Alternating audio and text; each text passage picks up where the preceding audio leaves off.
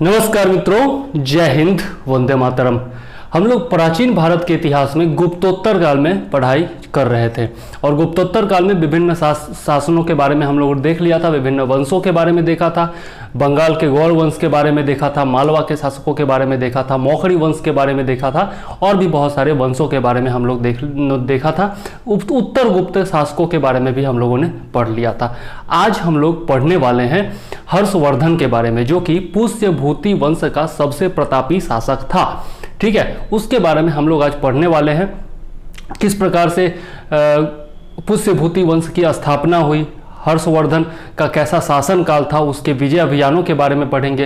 ह्वेनसांग ने हर्षवर्धन के बारे में जो विवरण दिया है उसके बारे में हम लोग पढ़ेंगे। नालंदा विश्वविद्यालय के बारे में पढ़ेंगे और विभिन्न अन्य तथ्यों के बारे में हम लोग इसमें देखने वाले हैं। तो आइए शुरू करते हैं आज का अपना वीडियो और मैं चंद्रवर्धन आपका स्वागत करता हूं अध्ययन इंफोटेनमेंट में।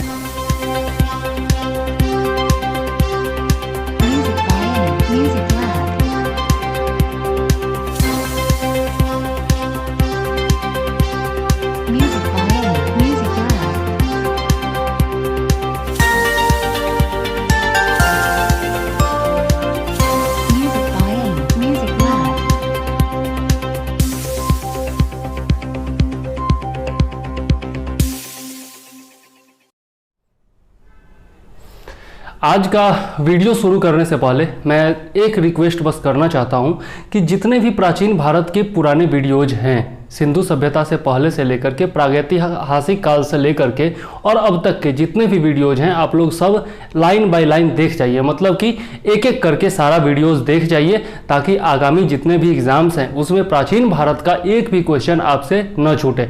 इसके अलावा राज्य व्यवस्था का भी जितना वीडियो है सारा देख जाइए। 4-5 पॉइंट्स और बचे हुए हैं जो कि बताना है, उसके बाद राज्य व्यवस्था भी खत्म होने वाला है। तो जो कम से कम जो वीडियोस दिए जा चुके हैं उनको जरूर देख लीजिए ताकि आगामी जितने भी एग्जाम्स हैं उसमें प्रश्न उनसे न छूटे। और बाकी मैंने वादा जैसा किया है कि नवंबर तक आपका इतिहास, विज्ञान, राज्य व्यवस्था और करंट अफेयर्स ये सब कंप्लीट हो जाएगा। बहुत सारे और भी टॉपिक्स जो है मैं कंप्लीट करने का कोशिश करूंगा। ठीक है, तो आइए अब देख लेते हैं हम लोग गुप्तोत्तर वंश में हर्षवर्धन के बारे में और पुष्यभूति वंश के बारे में। यदि पुष्यभूति वंश की बात करें तो गुप्तोत्तर काल में जैसे ही गुप्त वंश का परवर्ती शासक आए वो सब कमजोर थे, जैसा हम लोगों ने देखा। और जैसे ही गुप्त वंश का पतन हुआ वैसे ही भारत के छोटे छोटे क्षेत्रों में अनेक छोटे छोटे वंशों का साम्राज्य हो गया था और उसी में एक था पुष्यभूति वंश। अगर हम लोग गुप्तोत्तर काल में बात करें पुष्यभूति वंश की तो इसकी स्थापना पुष्यभूति ने की थी। पुष्यभूति नामक शासक ने हरियाणा के अंबाला जिले के थानेश्वर नामक स्थान पर इसकी स्थापना की थी। जबकि पुष्यभूति वंश का प्रथम स्वतंत्र शासक जो है वह प्रभाकर वर्मन को बताया जाता है, प्रभाकर वर्धन को बताया जाता है। प्रभाकर वर्धन के 2 पुत्र थे। जो बड़ा पुत्र था उसका नाम था राज्यवर्धन और उसका जो छोटा पुत्र था उसका नाम था हर्षवर्धन, जिसमें हर्षवर्धन जो था वो महाप्रतापी शासक हुआ था।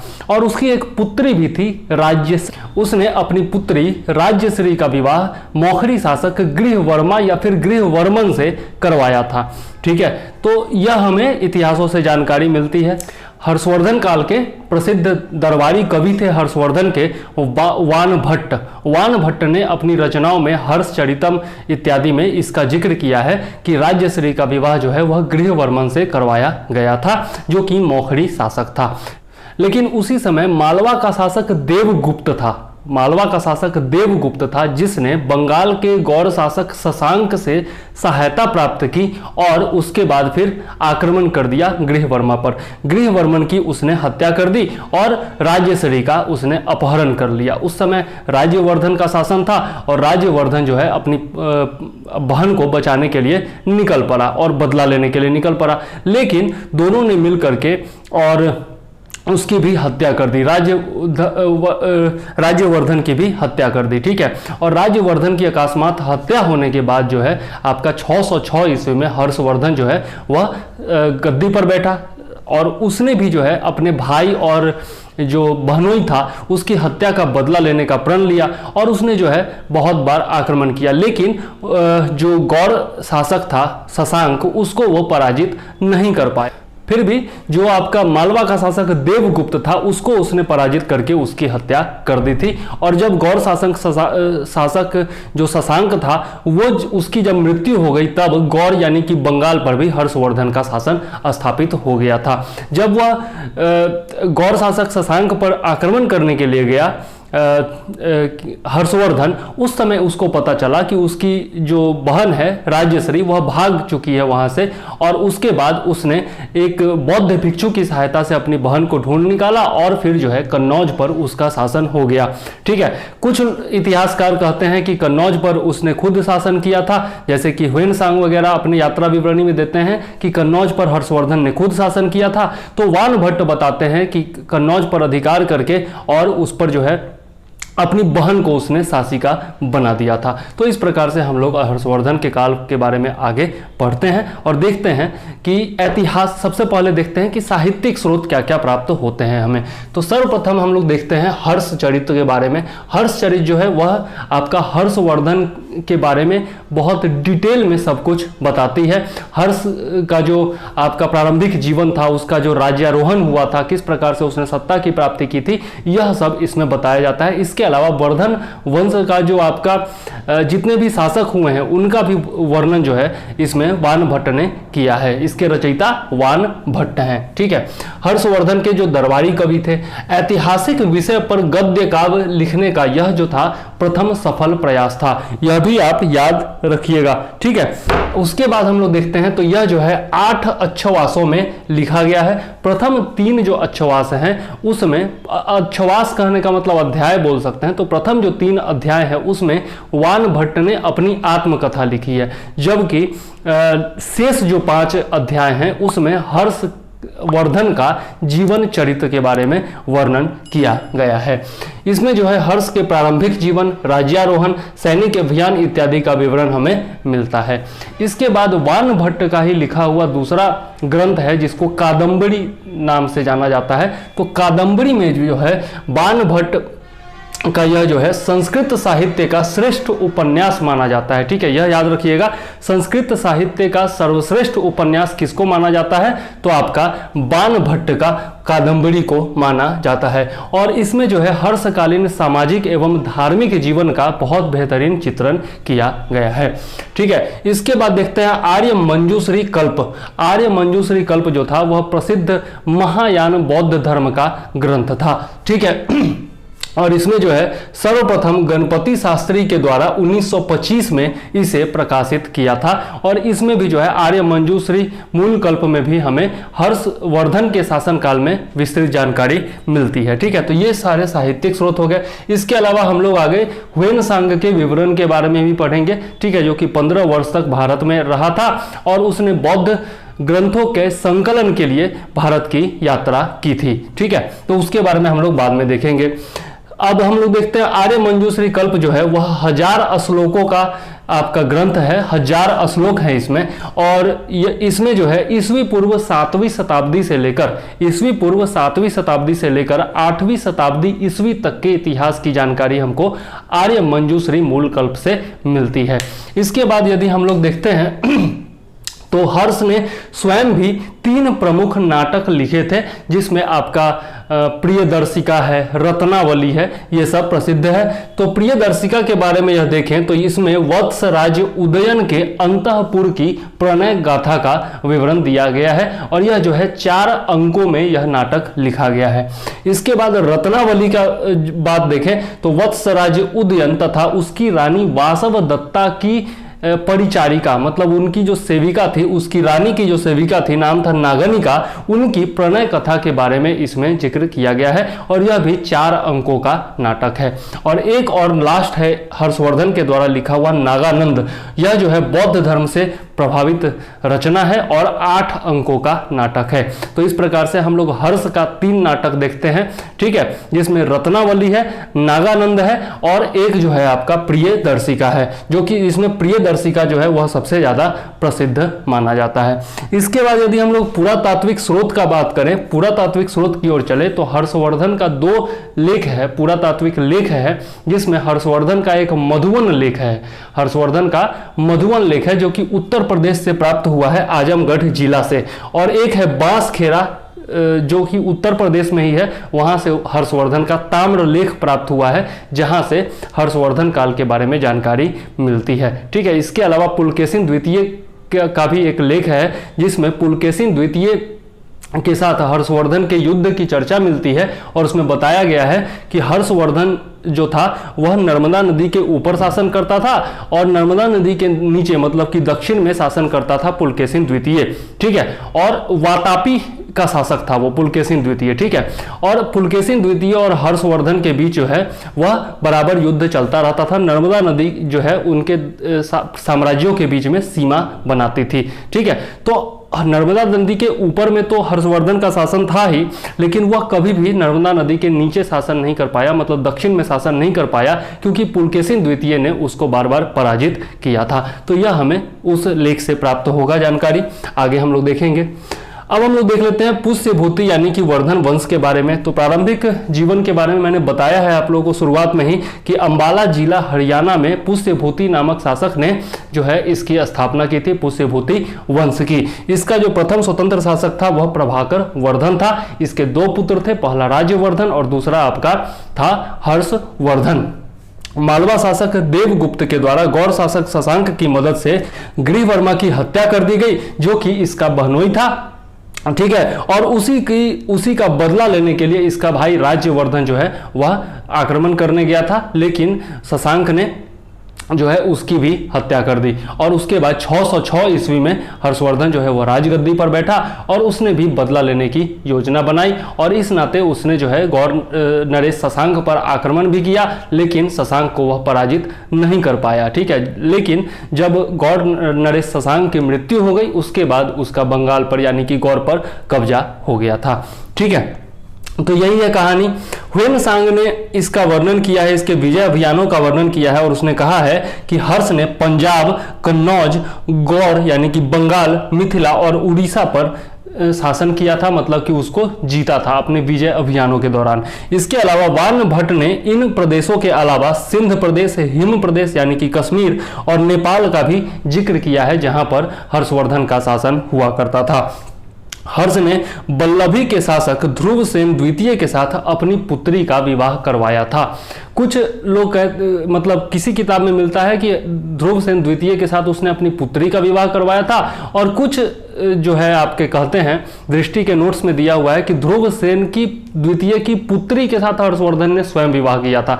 तो इसमें थोड़ा सा कंफ्यूजन है, विभिन्न इतिहासकार अलग अलग बातें करते हैं। ठीक है, तो इसके बारे में आप लोग देख लीजिएगा, जैसा ऑप्शन आएगा उसके हिसाब से मारिएगा। आगे देख लेते हैं विजय अभियानों के बारे में। तो जब वह बंगाल पर आक्रमण करने जा रहा था तो उसी बीच जो है कामरूप के शासक ने उसके सामने अपने घुटने टेक दिए थे, तो कामरूप पर भी इसका अधिकार हो गया था। इसके अलावा अतरंजी खेड़ा, मथुरा, जालंधर, मतिपुर इत्यादि स्थानों पर भी उसने विजय प्राप्त की थी। ठीक है, इसके अलावा एहोल लेख जो कि रवि कीर्ति का लिखा हुआ लेख है, एहोल लेख जो कि पुलकेशिन द्वितीय का लेख है, पुलकेशिन द्वितीय का लेख है, लेकिन रवि कीर्ति के द्वारा लिखा गया है और एहोल लेख इसको कहा जाता है। इसमें बताया गया है कि किस प्रकार से हर्षवर्धन और पुलकेशिन द्वितीय का युद्ध हुआ था 630 से लेकर 630 से 634 के दरमियान, और पुलकेशिन द्वितीय से हर्ष हार गया था। ठीक है, कुछ लेखक लिखते हैं कि ये आपका अभिलेख से प्राप्त होता है जानकारी कि पुलकेशिन द्वितीय ने उसको हरा दिया था, जबकि आपका बान भट्ट लिखते हैं कि हर्षवर्धन ने मतलब कि पुलकेशिन द्वितीय पर विजय प्राप्त नहीं की थी। कहने का मतलब दोनों का युद्ध जो है वह किसी निर्णायक नतीजे पर नहीं पहुंचा था, जबकि ह्वेनसांग जो है वह इस बारे में मौन है, मतलब ह्वेनसांग कुछ भी नहीं कहता है, उसने इसके बारे में कोई भी जानकारी नहीं दी है। ठीक है, इसके अलावा 640 ईस्वी में हर्षवर्धन ने अपना अंतिम अभियान उड़ीसा के विरुद्ध चलाया था। यह इंपॉर्टेंट पॉइंट है, याद रखिएगा। और इसके बाद जो है इसने एकलोत्तर पथनाथ की उपाधि धारण की थी हर्षवर्धन ने, यह भी याद रखिएगा। अब प्रमुख दरबारियों के बारे में देख लें तो हम लोगों ने पहले ही देखा है कि वान भट्ट जो थे इसके दरबारी कवि थे। ठीक है, इसके अलावा मयूर नामक एक कवि भी इसके दरबार में रहा करते थे, जिन्होंने कुष्ठ रोग के इलाज हेतु भगवान सूर्य की उपासना करते हुए मयूर शतक और सूर्य शतक नामक ग्रंथों की रचना की थी। इसके अलावा हरिदत्त और जयसेन भी जो हैं इसके दरबार के प्रमुख विद्वान थे, प्रमुख विद्वान कवि थे। जयसेन ने हर्ष को भास तथा कालिदास के समान महान विद्वान बताया है, यह भी इंपॉर्टेंट पॉइंट है। अब हम लोग देख लेते हैं वेनसांग के विवरण के बारे में। तो वेनसांग जो है 629 से 30 ईस्वी के बीच जो है भारत आया था और 645 ईस्वी तक यहाँ रहा था। कहने का मतलब टोटल 15 वर्ष जो है उसने भारत में बिताए थे और वह भारत की यात्रा पर आया था क्योंकि उसको बौद्ध धर्म के ग्रंथों का संकलन करना था।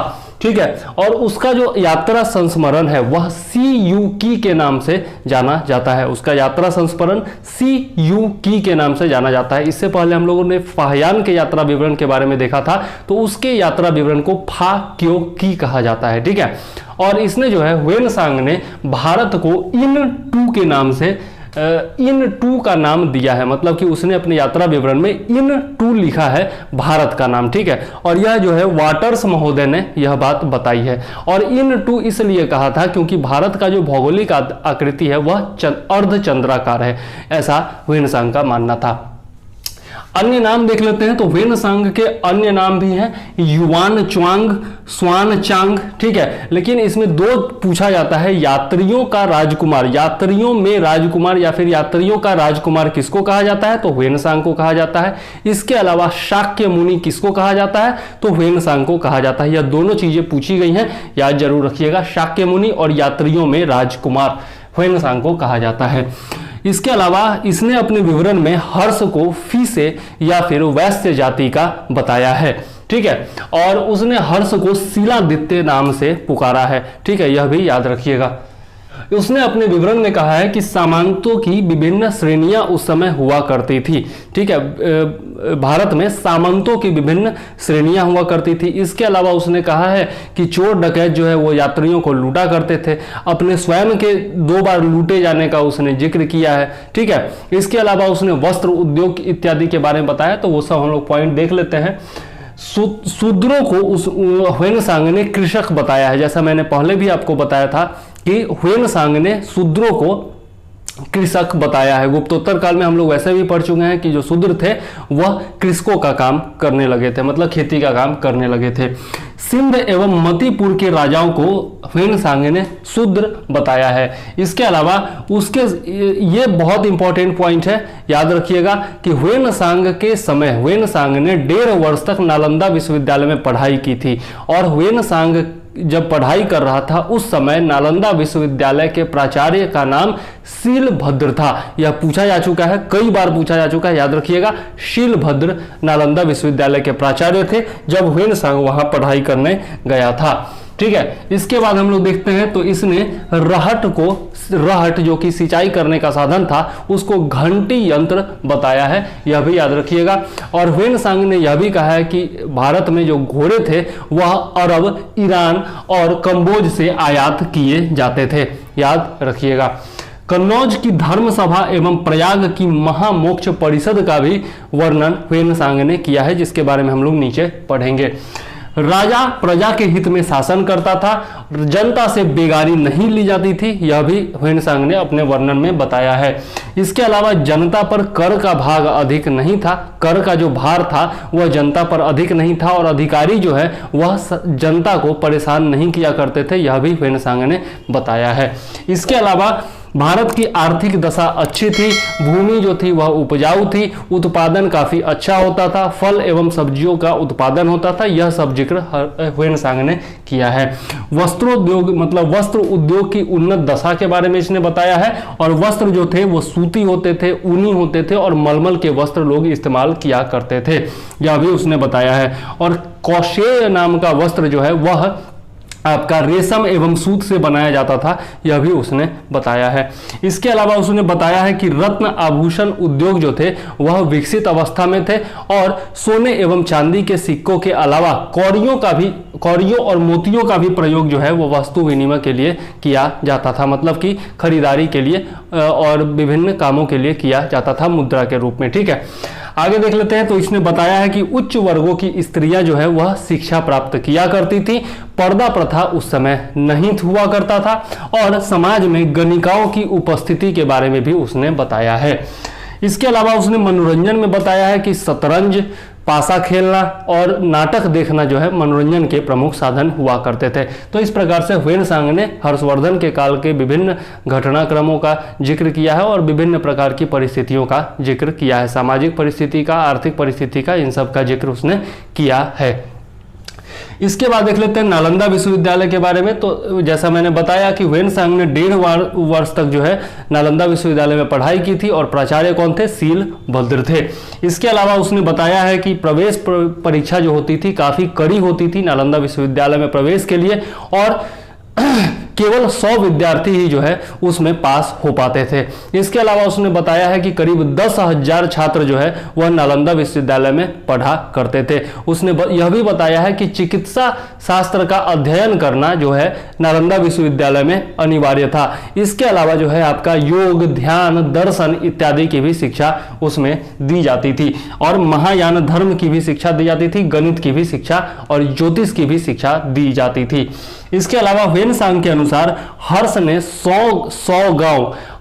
100 गांव दान किए थे नालंदा विश्वविद्यालय के खर्च वहन के लिए। ठीक है, ह्वेनसांग ने 100 गांवों का जिक्र किया है, जबकि इत्सिंग भी आया था भारत, जिसने 200 गांवों का जिक्र किया है कि हर्ष ने 200 गांव दान में दिए थे। और इत्सिंग जो है वह 671 से 72 के दौरान भारत आया था। यह भी बहुत इंपॉर्टेंट पॉइंट है। इत्सिंग के बारे में पूछा जा चुका है कि कब वो भारत आया था, याद जरूर रखिएगा। ठीक है, लेकिन यह हर्षवर्धन के शासनकाल में नहीं आया था, क्योंकि हर्षवर्धन का जो शासनकाल था वह 606 से लेकर के 647 ईस्वी तक ही था। ठीक है, तो हर्षवर्धन के शासनकाल में वह नहीं आया था, बाद में आया था, लेकिन उसने अपने विवरण में यह बताया है हर्षवर्धन के बारे में। ठीक है, अब देख लेते हैं कन्नौज की सभा के बारे में। तो कन्नौज में जो है वह सभा का आयोजन ह्वेनसांग ने ही कराया था, और उसने कन्नौज की सभा में महायान धर्म पर अपना उपदेश दिया था। यह जरूर याद रखिएगा, पूछा जा चुका है कि कन्नौज की सभा में किसने भाषण दिया था और क्या भाषण दिया था, यह पूछा जा चुका है। इसके बाद प्रयाग का महामोक्ष परिषद है। हर पांचवें वर्ष हर्ष जो है अपने शासनकाल में प्रयाग में महामोक्ष परिषद का आयोजन किया करता था, और इसका जो छठा अधिवेशन था वह प्रयाग में हुआ था। ठीक है, छठा अधिवेशन 635 ईस्वी में प्रयाग में किया गया था, याद रखिएगा 635 ईस्वी। इसके बाद देखते हैं राजतरंगिणी से पता चलता है, राजतरंगिणी जो कि कलहन की रचना है, और याद रखिएगा कि राजतरंगिणी जो है जो कि कलहन की रचना है वह कश्मीर का संपूर्ण इतिहास बताता है हमें। ठीक है, कश्मीर के संपूर्ण इतिहास की जानकारी प्रदान करने वाला जो ग्रंथ है वह राजतरंगिणी है, जो कि कलहन की रचना है। यह बहुत बार पूछा जा चुका है, याद रखिएगा। तो राजतरंगिणी से हमें पता चलता है कि हर्ष जो था वह बौद्ध धर्म धारण करने से पहले, बौद्ध धर्म का अनुयायी बनने से पहले शैव धर्म का था, यह भी याद रखिएगा। इसके बाद हम लोग देखते हैं मुद्राओं के बारे में। तो हर्षवर्धन की जो मुद्राएं हैं वह नालंदा और सोनीपत से प्राप्त हुई है। नालंदा और सोनीपत से हर्षवर्धन के सिक्कों का ढेर मिला है, जो कि तांबे का सिक्का है। ठीक है, यह भी याद रखिएगा, तांबे का सिक्का है। और जो आपका नालंदा से मिला है उस पर आपका नंदी का चित्र बना हुआ है, शिव और नंदी का चित्रण किया गया है। सोनीपत की मुद्रा पर नंदी का चित्रण है, जो कि भगवान शंकर भगवान का वाहन है नंदी, उसका चित्रण है सोनीपत के सिक्के पर। जबकि नालंदा के सिक्के पर श्री हर्ष नाम अंकित किया गया है, श्री हर्ष नाम अंकित है, और उसकी विभिन्न उपाधियों का जिक्र है, जिसमें माहेश्वर, सार्वभौम और महाराजा धीराज हर्षवर्धन को कहा गया है। यह जरूर याद रखिएगा। इसके बाद हम लोग देखते हैं, लास्ट पॉइंट है हमारा आज का, इतिहासकार राजकुमुद मुखर्जी के अनुसार, इतिहासकार राजकुमुद मुखर्जी के अनुसार हर्षवर्धन में अशोक और समुद्रगुप्त दोनों के समान गुण विद्यमान थे, मतलब दोनों का मिश्रण था उसका व्यवहार। कहने का मतलब अशोक जो कि शांति और समृद्धि में विश्वास करता था, और समुद्रगुप्त जो महान साम्राज्यवादी था, दोनों का उसमें गुण था। मतलब वह शांतिपूर्ण न्याय भी करता था, शांतिपूर्ण ढंग से जो है अपना शासन भी करता था, और साथ में साम्राज्यवादी भी था, मतलब कि साम्राज्य विस्तार करने में भी वह माहिर था। ठीक है, तो यह जो है आपका राजकुमुद मुखर्जी ने कहा है।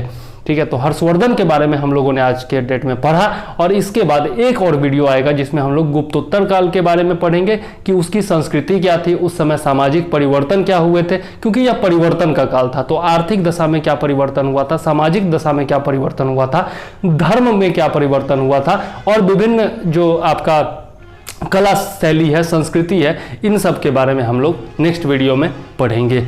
अगर वीडियो पसंद आया हो तो लाइक कीजिए, शेयर कीजिए, सब्सक्राइब कीजिए, और यदि कुछ इसमें समझ में ना आया हो, लगा हो कि मैंने बहुत तेज़ी में पढ़ा दिया, तो तेज़ी में इसलिए पढ़ाया हूँ क्योंकि आप ही लोग कहते हो कि वीडियो लंबा नहीं होना चाहिए, इसलिए मैंने तेज़ी में बताया है, ठीक है। और यदि कुछ पूछना हो तो आप लोग कमेंट में आसानी से पूछ भी सकते हैं, ठीक है। तो चलिए, जाते जाते बस लास्ट में जो हमेशा कहता हूँ वही कहूँगा कि पर्यावरण का संरक्षण कीजिए, पानी को बचाइए, नारी का सम्मान कीजिए, बुजुर्गों का आदर कीजिए, अपने माता पिता का आदर कीजिए, जीव जंतुओं और पशु पक्षियों पर और छोटे बच्चों पर दया का भाव रखिए, राष्ट्रीय प्रतीकों का सम्मान कीजिए, राष्ट्रगान का सम्मान कीजिए, राष्ट्रीय ध्वज का सम्मान कीजिए, भारतीय सेना का सम्मान कीजिए। और आज 2 अक्टूबर है तो लाल बहादुर शास्त्री जी को जयंती पर बहुत बहुत नमन करता हूं मैं। जय हिंद, वंदे मातरम।